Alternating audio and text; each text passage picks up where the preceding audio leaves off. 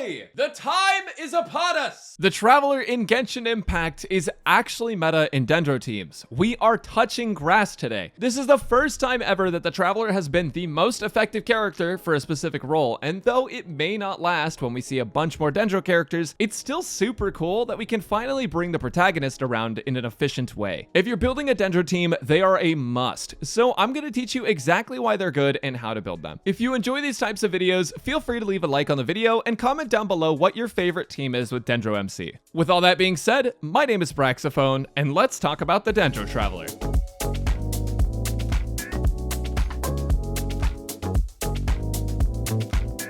Dendro MC actually has an amazing kit. It may even be the best one available to them at the moment. The skill does nothing but deal Dendro damage and generate particles, but it's on an 8-second cooldown with decent scaling. It has a conal AoE that hits in front of your character and generates 2 to 3 Dendro particles. Basically, it's just gonna be there for you to battery their burst, which is the bread and butter of their kit. Dendro Traveler's burst spawns a plant with a green circle around it and constantly deals Dendro damage within that area. The damage isn't really crazy, but the Dendro application is pretty good. The plant has a special property to it that when you hit it with a certain element, it gets an effect. If you hit it with Hydro, its AoE is made much bigger. With Electro, it attacks faster, and with Pyro, it blows up and deals AoE Dendro damage. Typically speaking, you want to avoid the Pyro option since you lose a lot of its utility when it's gone. Hydro and Electro infusion on it are pretty great though, especially Electro, which effectively makes it apply even more Dendro per use. Now, one thing to know is that something like Bennett's Burst that applies Pyro to you within its field doesn't affect the plant once it's already on the field. If you put down Bennett's Burst first and then Dendro MCs, it won't infuse with Pyro and explode. You have to hit it with Pyro after it's been placed. Unfortunately, Dendro MC's burst costs 80 energy, so building them for full damage isn't really going to be possible if you want to use their burst all the time, but at the least it's somewhat fixable. The cooldown is 20 seconds and it lasts 12 seconds at Constellation 0, but at Constellation 2, it gains 3 seconds more of duration, which is amazing for Dendro application in different teams. Dendro MC's burst is the best Dendro application we have until at least patch 3.2, and will still be good even then. Next up, Dendro MC's first passive increases your on-field character's elemental mastery by 6 per second, up to a max of 60 while inside the field, which can add up extra damage over long fights. Dendro MC also has another passive that increases their skill damage by a portion of their elemental mastery, but honestly, you won't really be investing into their EM much anyways, so it doesn't really see much use. Now, one thing to know about Dendro MC that not a lot of people talk about is that you should be leveling them to 90. Though Dendro MC is not going to be the trigger for every reaction, it makes them much more flexible. If you do want to deal a bunch more damage with your MC, you should get them to 90, and even then, since they're going to be usable with every element at some point, it's not that big of an investment. As for talents though, you technically don't have to level any at all. If you're going to level them, I honestly would just level the skill and burst together, but at the end of the day, since you're just using them for Dendro application, you don't really need to level their talents if you don't want to invest into them. That said, it's extra damage, so why not? Dendro MC's constellations are also super helpful, so let's talk about those as well.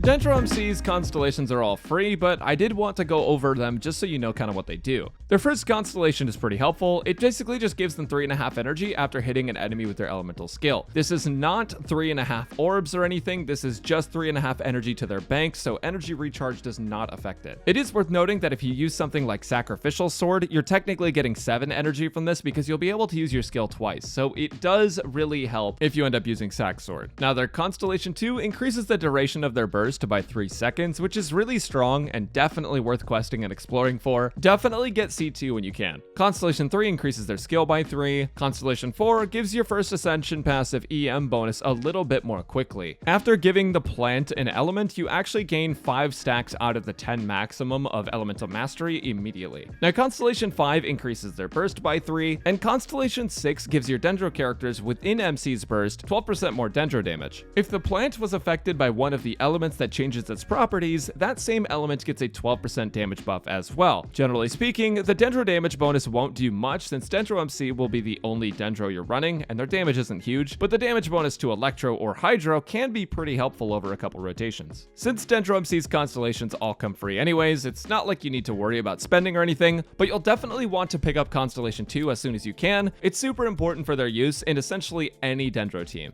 Next up, let's talk about Dendro MC's weapon options.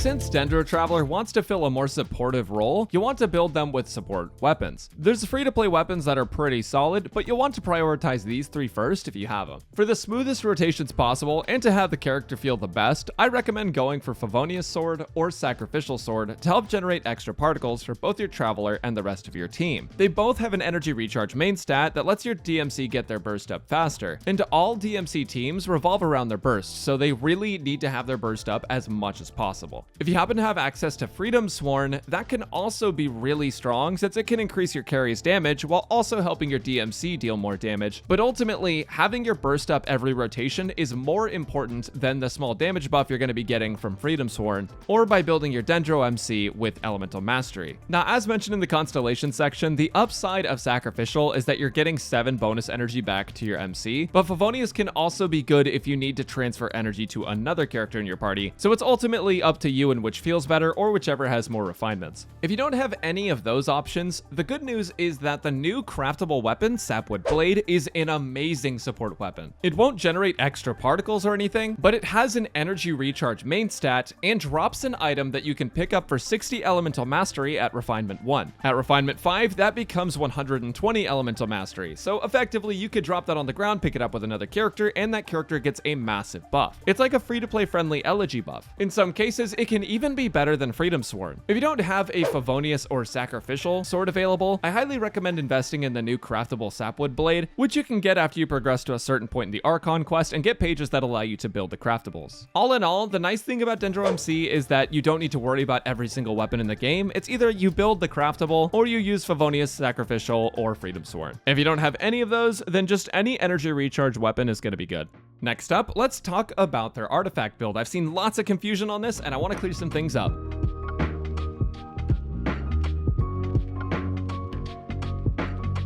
First off, as always, if you're below AR45, I don't recommend farming for artifact sets because you're not guaranteed to get a 5-star every run until you can clear the highest level domain, and you unlock that domain at AR45. That said, one of the best sets for Dendro MC is actually the Instructors set. Instructors gives the carrier 80 elemental mastery and has a 4-piece effect that gives your team 120 elemental mastery for 8 seconds when you trigger a reaction with them on field. Since Dendro teams do revolve around reactions, your team will get a fairly big damage buff from it, and it can be pretty dang strong. Outside of that, if you're below AR45, you can just go for anything with energy recharge on it. Now with that said, Instructors is much better in a Quicken team that has tons of reactions than a Burgeon, Bloom, or Fridge team. Nevertheless, before AR45 it's pretty solid, and it's still even a viable option after AR45, just depending on your team setup. Now once you get to AR45, the new set Deepwood Memories is another option for Dendro MC and will actually be the best in slot for most of their teams. The 2-piece gives 15% Dendro damage bonus, which is basically negligible for Dendro MC, but the 4-piece lowers enemy Dendro resistance by 30%. Now if you didn't know, Burgeon, Bloom, and Hyper Bloom reactions are all Dendro damage, so by lowering enemy Dendro resistance, all of those reactions are getting a big buff. In essence, this set is like the Viridescent Venerer of Dendro. It's a staple in most Dendro teams.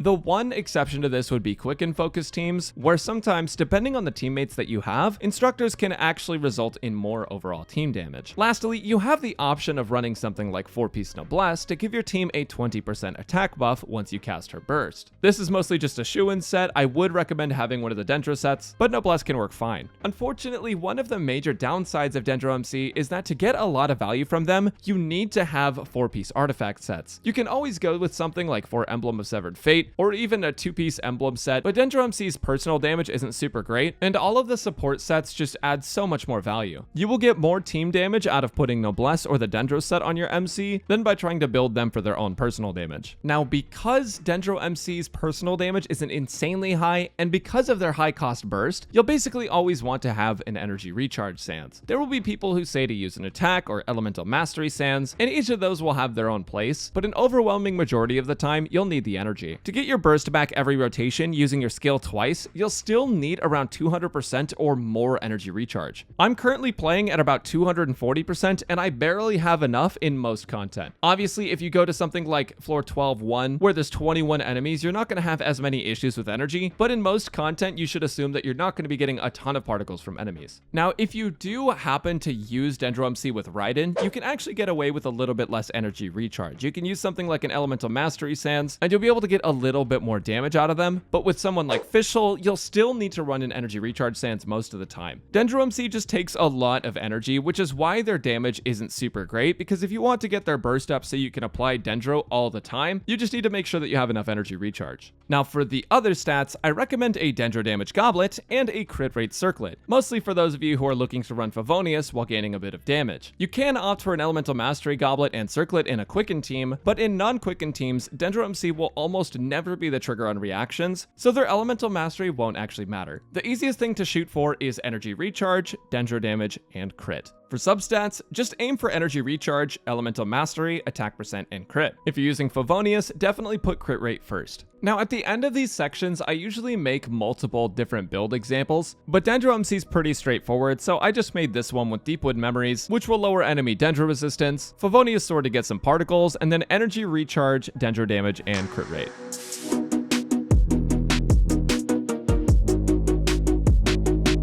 The Traveler has been overlooked in a lot of past Genshin content because there's usually better 4 or 5 stars for the job. With Sumeru and Dendro, at least until 3.2, this isn't the case anymore. Dendro MC has the best Dendro application and is, at the moment, the best Dendro support. Though most Dendro teams aren't strictly better than Anemo support teams, they're still pretty good and definitely fun to play around with. So for that reason, I highly recommend you build Dendro MC. If you want to see some awesome Dendro MC teams, check out my Dendro teams and reaction guide. I know it's not an official Traveler teams video, but they work in every single team that's in that video, and they're all super great options. I may make an updated guide for them in the future, but for now, that video should be your go-to. Thanks for watching, everyone. I hope this video helped you out, and if you enjoyed, consider liking the video, leaving a comment, and subscribing. I'll also be live plenty of times throughout Sumeru, so come check out my Twitch at twitch.tv/Braxophone. I hope you all enjoy Sumeru, everyone, and I'll catch you next time.